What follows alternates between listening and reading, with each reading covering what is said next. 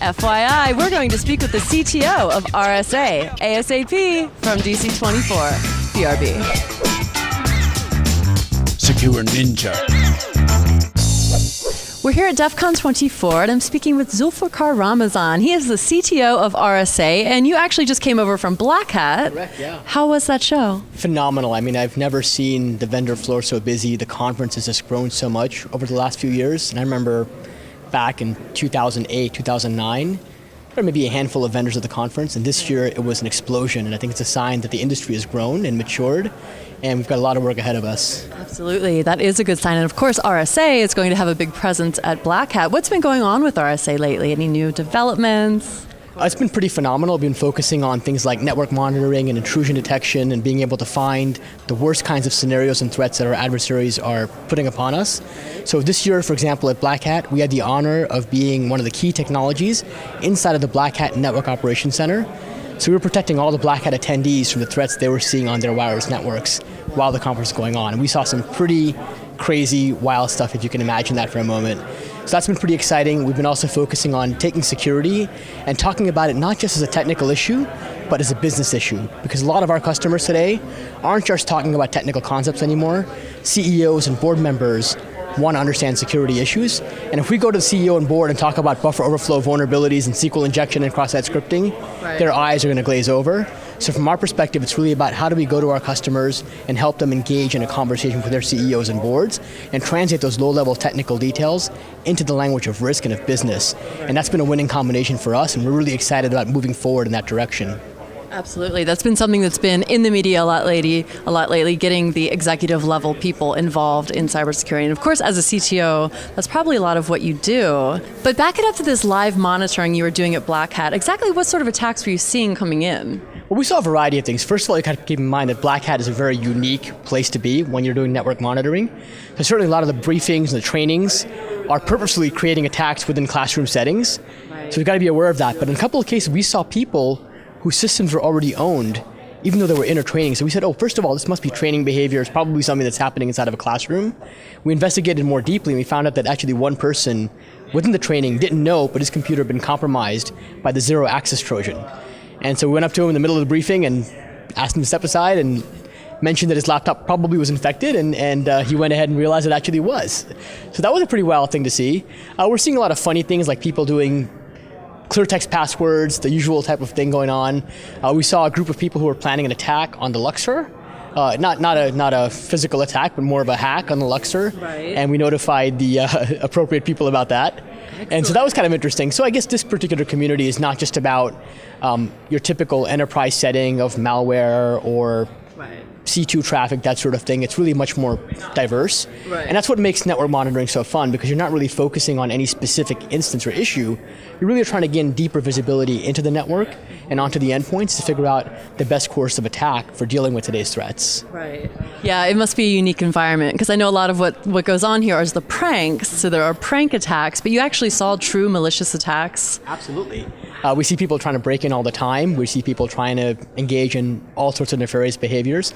Some folks are literally planning their attacks on the NOC, over the NOC, so we could see that they were planning the attack and we could put a stop to it a bit earlier on. Right. But there's a lot of shenanigans that go on at the show. And on top of that, we're doing things like monitoring not just the overall network. We're looking at the computers that are used for registration, because that's a really simple way to start trying to break into a network. Yeah. We've got separate monitoring just for the NOC itself, because we want to make sure if somebody tries to compromise the actual network operations center, we can see that and take care of it. And so it's a pretty wild experience, and I was just looking at it peripherally, but we had a team of our engineers and some of our top people who do incident response and they look at threats all day, and they were sitting there, glass panes, figuring things out. The room was out of a movie scene. I mean, they had movies in the background, they had lights, they had music. The team members were wearing RSA t-shirts with lighted letters, and I think it made for a pretty fun experience. So those who actually had a chance to go through that NOC were in for a real treat. Right. That sounds like a cool thing to demonstrate to the cybersecurity crowd. And then as far as the getting executives more involved in cybersecurity from a business aspect, what were you doing there to kind of spread awareness? So I had a lot of meetings with customers, I had a lot of meetings with our partners, with analysts, and so on and so forth. And we found is the whole notion of that business-driven security message was deeply resonating because every one of our customers is facing this problem now. The role of the CISO has changed dramatically in the last few years. Now, a few years back, when security was not that interesting to most people, it was basically relegated to a small part of the IT department. And nowadays, what we find is that that's no longer the case. And so our customers are required to make that deeper interface and to talk more deeply about security in a way that can be understood at a business level. And so they're excited about the fact that we're moving in a direction that can enable them to do their jobs much more successfully.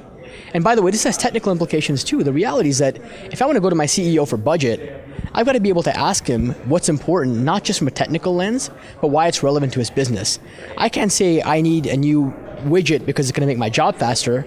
I got to say I need this thing because it's going to improve business continuity. It's going to reduce the risk of a failure in business continuity. It's going to impact business development by a certain amount. And if I can take all that together and draw financial conclusions, that's a very potent combination. I was going to say money, it saves and protects their money, and that's probably a big, message for the business owner. Absolutely. No, you have to do that in general. I think you have to talk to people in terms that make sense to them, not in terms that make sense to you. Right, absolutely. Now, with RSA, just working for RSA in general, you guys do a lot with encryption, obviously. What are some of the recent advancements or, ways that encryption is becoming better lately? Well, encryption's been in the news considerably, especially with things like the Apple versus the FBI case and with the whole notion of exceptional access.